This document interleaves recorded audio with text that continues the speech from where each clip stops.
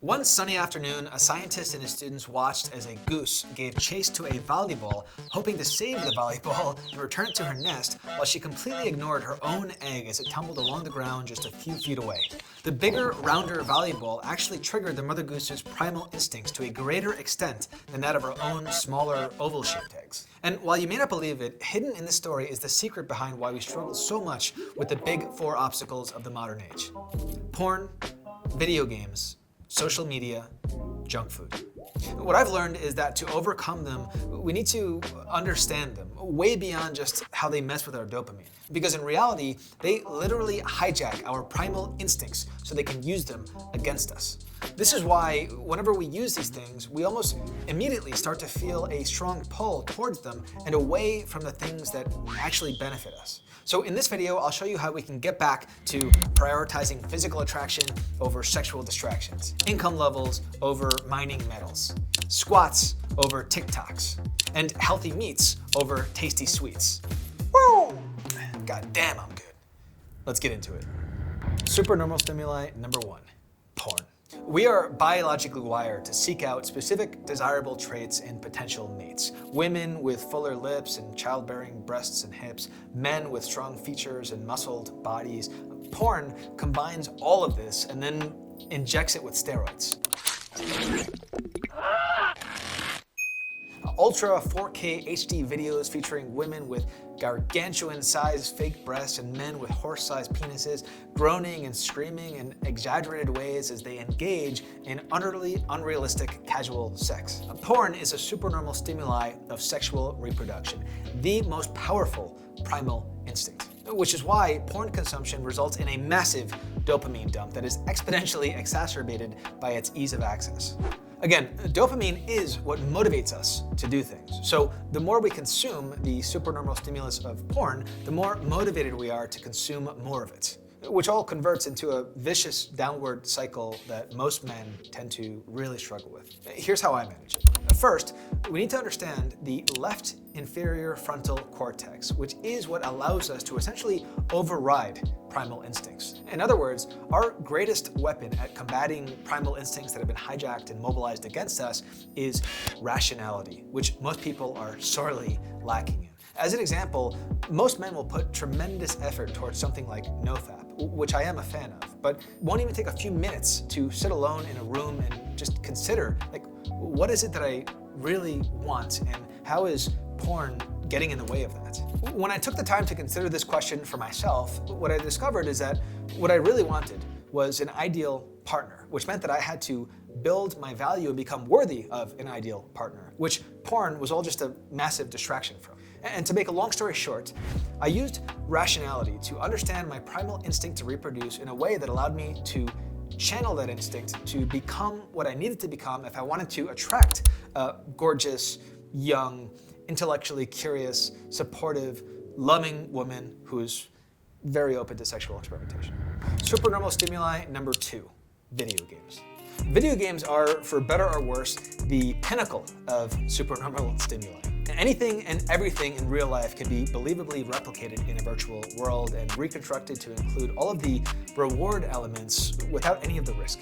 FPS games like Call of Duty and Apex Legends are so rewarding because they closely mimic the activity of hunting. From the firing of projectiles at mobile targets to the cooperation with teammates and coordination of an attack, our instinct to hunt thrived because hunters had a better chance to produce healthy offspring thanks to the nutrition and sustenance provided by a fresh kill. Games like World of Warcraft, on the other hand, simulate an exaggerated sense of progression by including ranking systems, rare equipment, and achievements. In real life, while one might just be a lonely student or work a boring 9 to 5, online we could be a level 90 elven warlock assassin. Even fetch quests are forms of supernormal stimuli that simulate the activity of foraging. Go to X area, retrieve X number of items, or kill X number of monsters. And all we need to do to jack into these exaggerated realities is this. I personally love video games. They've helped me tremendously as I've moved along the path. And what I do to manage them is twofold. First, I don't play any games that don't have an ending, so no online games or mobile games. Secondly, I only allow myself to play video games when I train on my bicycle, which means that riding a bike for an hour, something I used to absolutely fucking hate, is now my favorite part of the day. Easily my favorite life hack ever. By the time the hour is up, I'm exhausted and sweaty, and so I don't want to keep playing. What I want is just a nice shower and to get back to work. This is definitely one of the best investments I've ever made for my health. And while I have a pro bike setup, anyone could just as easily pick up a spin bike, which you can get for $300 new or like $100 used. Supernormal stimuli number 3, social media.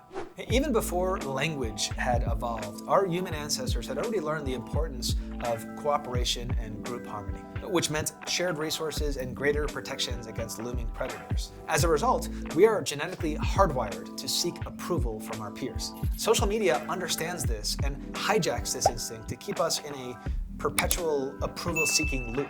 Every post is an opportunity to demonstrate value and increase our harmony within the group. And every like that we receive is a signal of approval, all of which our brain sees as increasing our chances of survival.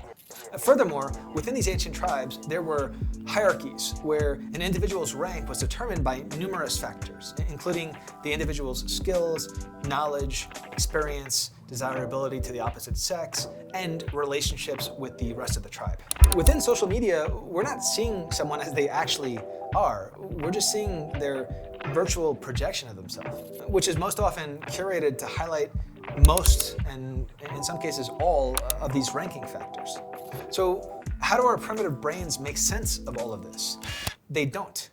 We see people as their digital projections, which is why overconsumption of social media makes us feel depressed about our own more real experience of ourselves. It's as if we are perpetually the weakest link in the tribe, even if we've achieved some stuff. Social media is what I personally most struggle with, and to manage it, what I do is, and this may sound a little weird, but I use my rational brain to detest social media. Like I literally feel disgust.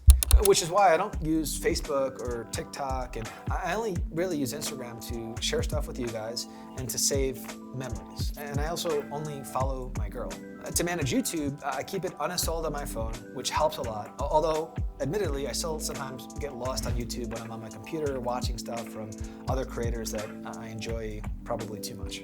What helps me most with managing social media is just to be more present and to use my rational brain to differentiate between enjoyment and wasting time. Supernormal stimuli number 4, fast food.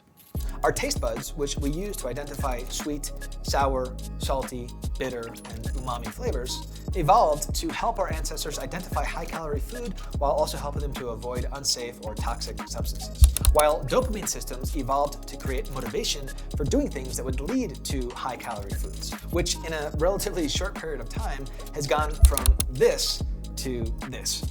And what shows up to our door isn't a freshly killed bison or recently plucked berries.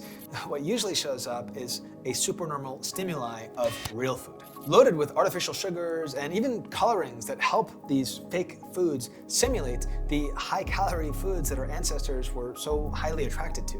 If we've ever had a Big Mac, French fries, and a vanilla shake, then the next time we got hungry, we were probably thinking about the same meal or something similar, which is why fast food, like all supernormal stimuli, is always such a slippery slope. Corporations understand this, which is why these foods aren't so much cooked as they are invented by scientists who have learned how to hijack our evolutionary instincts so that they can flip them on us. To solve this, what I do is pretty simple.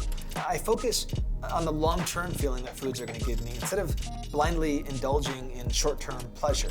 And I only eat delicious foods. And before anyone starts with any of that bullshit about how eating healthy, delicious foods is expensive, vegetables, fruits, and eggs aren't expensive, and there are tons of affordable and tasty meats and fish. You just have to ask around. So when we understand that porn, video games, social media, and fast food are all designed by profit-hungry corporations who don't give a fuck about us, it becomes a lot easier to look at the situation for what it is and understand that we must rise above our instincts using the power of rationality to make the necessary adjustments to be able to thrive within the modern world.